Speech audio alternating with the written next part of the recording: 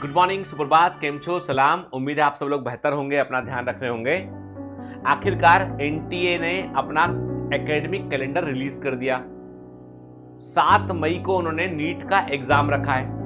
NEET UG जो है, जो एमबीबीएस के लिए एग्जाम होता है, वो 7 मई को एग्जाम रखा उन्होंने। और क्यूट का एग्जाम उसके बाद रखा उन्होंने, जो यूनिवर्सिटी एंट्रेंस के लिए होता है। अब आपको बता दूं मैं कि जैसे एग्जाम की डेट फिक्स होती है, उसके बाद क्या होता है, स्टूडेंट्स के दिमाग में क्या चलता है। ठीक है, पहला तो चलता है कि यार एग्जाम की डेट आ गई है, अब होती है शुरू घबराहट।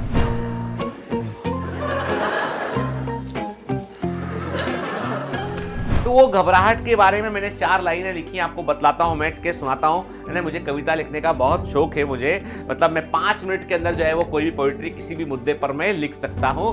ऐसा मैंने जो है वो अपना हुनर डेवलप किया भाई वक्त के साथ साथ। ठीक है, बहुत अच्छी नहीं होती मेरी कविताएं, लेकिन बहुत रिलेवेंट होती है। ठीक है, तारीख जब भी आती है, तारीख जब भी आती है मन को बहुत घबराती है। तारीख जब भी आती है मन को बहुत घबराती है। जाने कितने सच बतलाती है, जाने कितने सच बतलाती है। हर रोज हकीकत नजर आ जाती है, हर रोज हकीकत नजर आ जाती है। क्या अब भी वक्त बचा है, क्या अब भी वक्त बचा है, या फिर एक और बहाना सजा है। क्या अब भी वक्त बचा है, या फिर एक और बहाना सजा है। चुनाव तो मेरा ही होगा, चुनाव तो मेरा ही होगा, क्योंकि यह संघर्ष भी मेरा ही होगा। चुनाव तो मेरा ही होगा, क्योंकि यह संघर्ष भी मेरा ही होगा। सफलता का ताज भी मेरा ही होगा। चल मशीन बन जाएं, चल मशीन बन जाएं, इस बार खाली हाथ ना जाए, इस बार खाली हाथ ना जाए। देखो बेटा, जैसे एग्जाम की डेट अनाउंस होती है, हाथ पैर फूलने लगते हैं। महीने, कितने महीने बचे हैं? अरे देखो, दिसंबर तो निकल ही गया ऑलमोस्ट के। जनवरी, फरवरी, मार्च, अप्रैल, मई, जुलाई, सितंबर, अक्टूबर, नवंबर, संडे, मार्च, अप्रैल, मई, जुलाई, अक्टूबर।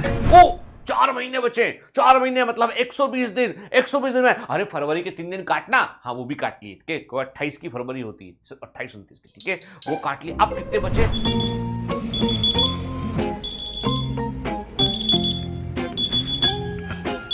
शिट, एग्जाम में सिर्फ 3 घंटे बचे।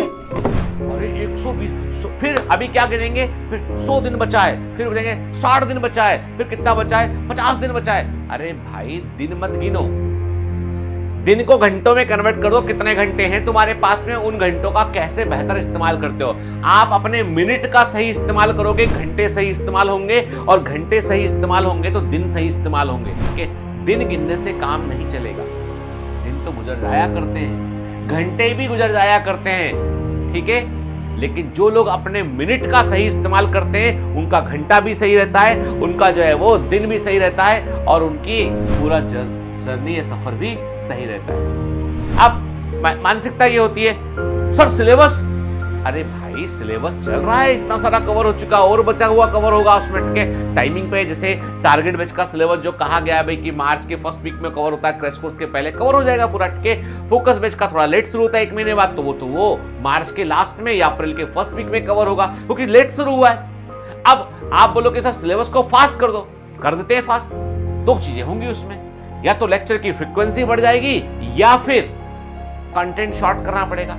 कंटेंट शॉर्ट करेंगे तो एग्जाम में क्या करेंगे, एग्जाम में कुछ ना कुछ गलती होगी, इसलिए समझना जरूरी है। क्योंकि देखो बेटा, कोई भी एग्जाम तभी निकलता है जब आप चीजों को सही तरीके से समझकर एग्जाम में बैठते हैं। मतलब एग्जामिनेशन जो है आपकी अंडरस्टैंडिंग को चेक करता है, जो साल भर पढ़ा उसको चेक करता है। रट्टाफिकेशन से एग्जाम नहीं निकला करते हैं, ये दिमाग में डाल लो बात।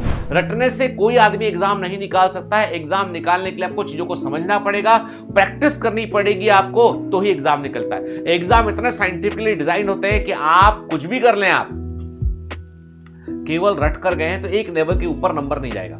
इसीलिए आप देखो, बोर्ड के जो टॉपर होते हैं, सीबीएसई बोर्ड का टॉपर होता है, जो स्टेट जो है वो बोर्ड के एग्जाम के टॉपर होते हैं, वो कहां नीट में कहां टॉपर लिस्ट में दिखाई पड़ते हैं। नीट में टॉपर लिस्ट में अचानक से कोई बच्चा निकल के आता है। ठीक है, वो चाहे बोर्ड में टॉपर ना हो, लेकिन वो नीट में टॉपर हो सकता है, ठीक है, क्योंकि एग्जाम का अप्रोच अलग अलग है।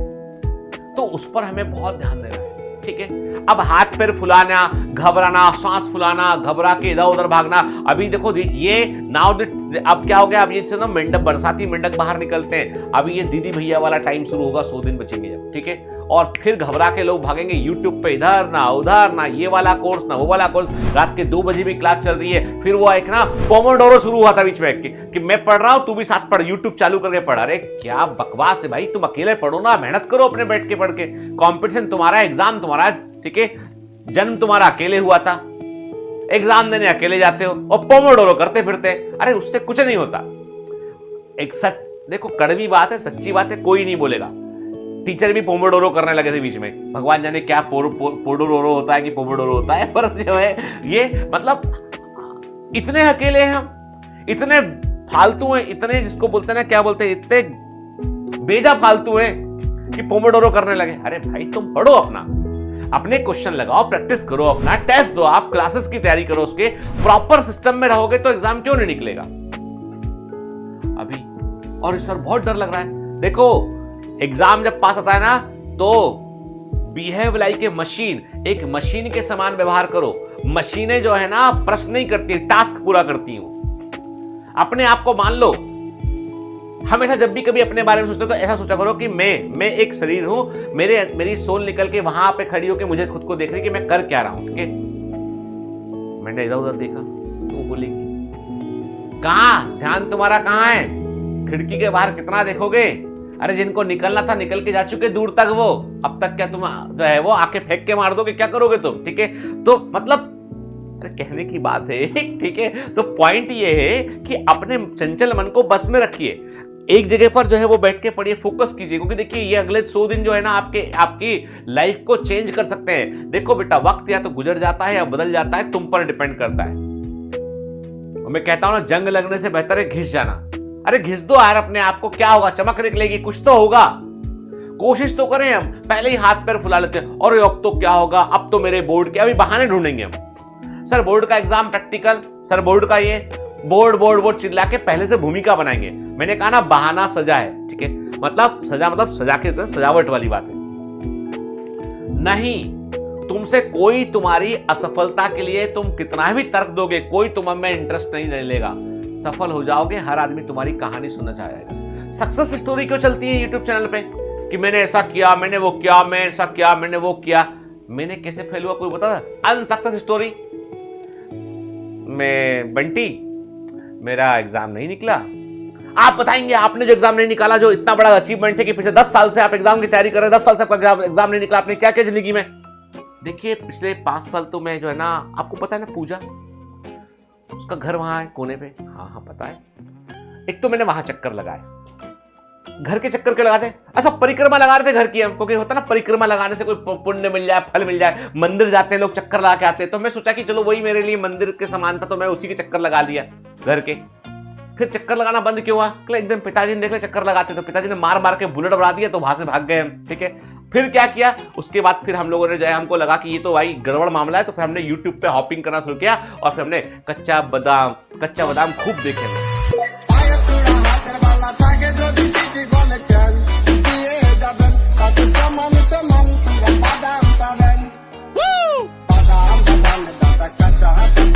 तो क्या कुछ हुआ, कल साहब बादाम खाने से अकल नहीं आती है, वो कच्चा बादाम देख के तो अकल चली गई, और ठीक है घास चरने चली गई। क्या हुआ फिर, सब कुछ नहीं है, आपके सामने परिणाम, आई एम फेल, ठीक है। तो कोई आज तक इंटरव्यू देखा तुमने, फेल आदमी का इंटरव्यू आ रहा हो कि तू फेल कैसे हुआ। अरे किसी को इंटरेस्ट ही नहीं सुनने में, नहीं सुनना चाहते कि तुम कैसे फेल हो गए हो।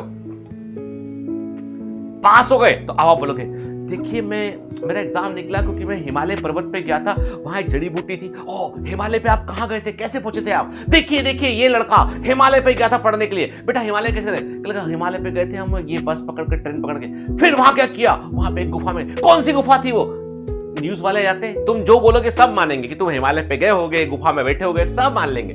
फिर आएंगे कोचिंग वाले, आके बोलेंगे क्यों फॉर्म भर देना मेरा, ठीक है, तेरी रैंक 1 है ना यार, मेरा भी नाम ले दे।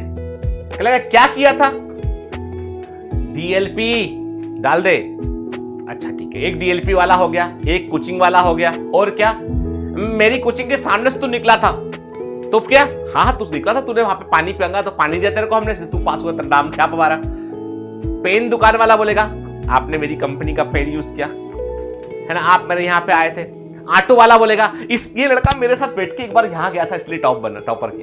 तो भैया दुनिया तो फुल मार्केट बनी पड़ी है, तुम काहे उत्पाद बने चले जा रहे हो? तुम पढ़ने पे फोकस करो। मैं कह रहा हूं ना, इस समय ये घबरा के कि इतने दिन बचे उतने दिन बचे, एग्जाम में क्या होगा, ये होगा वो, अरे फालतू बात छोड़ो। एग्जाम में क्वेश्चन आएगा, क्वेश्चन के साथ चारों ऑप्शन तुम्हारी आंख के सामने होंगे। अंधे नहीं है हम, देख सकते हैं हम। आंख के सामने 4 ऑप्शन है, एक सही उत्तर है, बस उसको ही सामने के सामने ढूंढना है। कोई तुमसे नहीं बोलेगा कि तू कहीं से और से ऑप्शन बना के लेके आ। अरे ऑप्शन सामने है 4, एक उत्तर ढूंढना है, सारा है खोज का एग्जाम। ठीक है, ढूंढो 4 में से ABCD में से क्या आंसर, ढूंढो। ढूंढने के लिए प्रश्न पता होना चाहिए, प्रश्न पता होने के लिए पढ़ा होना चाहिए, पढ़ा होगा तो प्रश्न को पता करके सही उत्तर चुन पाओगे। यही खेल है सारा जिंदगी का। अब इसमें लगा लो दिमाग कि पोमोडोरो ना टोडोपोरो ना ये ना वो, कुछ नहीं होने वाला उससे। ठीक है, टोटल बकवास। समझ गए बात को? कड़वी बात सच्ची बात। सुबह सुबह जो है वो डोज देने आ गया मैंने कहा अभी एक देर, अभी क्या घबरा के मैसेज सर मैं अब भी कुछ हो सकता है क्या? तो भाई साहब आप इंतजार किसका कर रहे थे आप? ठीक है, कौन सा मुहूर्त निकलने वाला था कि जब ये मुहूर्त निकलेगा, जब इतने दिन बचेंगे तब तुम आओगे कि सर अब भी कुछ कर सकता हूं मैं क्या? तब से सो रहे थे क्या? अभी किस कंदरा में, किस गुफा में छिप के सो रहे थे जो अब उठ के बाहर आए? अब भी कुछ हो सकता है क्या? जल्दी आ गए, एग्जाम के एक दिन पहले निकल के आते बाहर गुफा से आंखें मलते हुए। क्या नीट है कल? क्या? हाँ बेटा कल नीट है। कुछ हो सकता है सर? अभी भी बिल्कुल हो सकता है। क्या हो सकता है बेटा? जाओ तो जरा, नीट एग्जाम है। एग्जामिनर क्वेश्चन के जरिए मार मार के होता ना, कपड़े धोने वाली वो होती है, मोगरी होती है लकड़ी की, उससे ठोक ठोक के कपड़े धोते लोग। ठीक है, वैसे धो देगा जो है वो 200 प्रश्नों से। अरे पढ़ लो, समझा रहा हूं, पढ़ लो। ये सब फालतू बातें छोड़ के पढ़ने पे फोकस करो। ठीक है, तो सुबह सुबह सर क्या कभी कभी मन करता सच्चाई भी बोल दे, क्योंकि बहुत हो गया मोटिवेशन। अब एक बात समझ लो अच्छे से कि मोटिवेशन तो अपनी जगह पे है, सच्चाई भी अपनी जगह पे है। ठीक है ना? तो इसलिए जो है वो ऐसे मत करो कि मछली को मोटिवेट कर रहे कि हाँ यू कैन फ्लाई, मछली बोल रही कि क्या मर जाऊंगी बाहर निकलोगे, तो ये ऐसे मत करो। ठीक है, सच्चा मोटिवेशन यही है कि पढ़ लो। ठीक है, पढ़ लोगे तो एग्जाम निकल जाएगा। ठीक है बेटा, चलो है ना।